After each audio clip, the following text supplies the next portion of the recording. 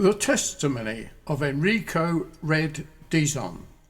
Date of testimony September the 1st, 2001. Testimony number 25 in our book Trojan Warriors. Case code Coquis Bibon. Name Pastor Enrico read Dizon. Prison number 92P2606. Born 10th of June 1961, age 40. Married, 3 children from a former marriage. 3 life counts, that's 120 years. He's already served 11 years, that's 13 years, 8 months. Crime, carnapping, kidnapping, double murder, slight illegal detention. Occupation, prison officer. Family, St. Jose, Mexico, Pampanga, 2021. Summary information.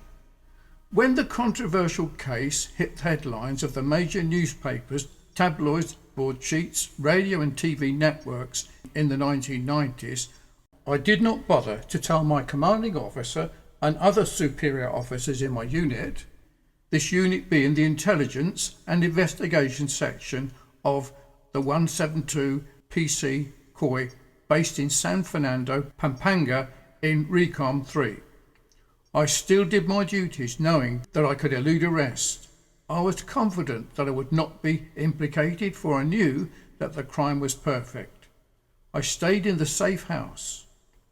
One afternoon, my youngest son, Kent Lester, 6 months old, suffered a convulsion, violet skin and not breathing anymore.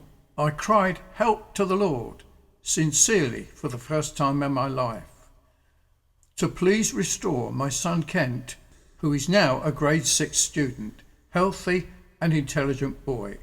He was clinically dead, for he had no pulse, his heart had stopped beating. I prayed to God, crying, please forgive all my sins, and even promised to go for good and start a new life. As I finished my prayer, God answered my prayer. My child's life was restored, and that same time I promised myself to confess to my wife that I'm guilty of the crime of the century, as tagged by the media. That evening, while my wife was watching the television news about the case, I came near her, embraced her very tightly and kissed her. Then, with a grumbling, shattering voice, I told her that I'm one of the killers, and it was about time to surrender and face the consequences. My wife lost her consciousness, and when she regained her consciousness, she cried again. That night, I went to our office to voluntarily surrender myself to the superiors. That was the 15th of January, 1991. I spent the night in prayer. Then I realised that when you're at an end of yourself, it is the beginning of God.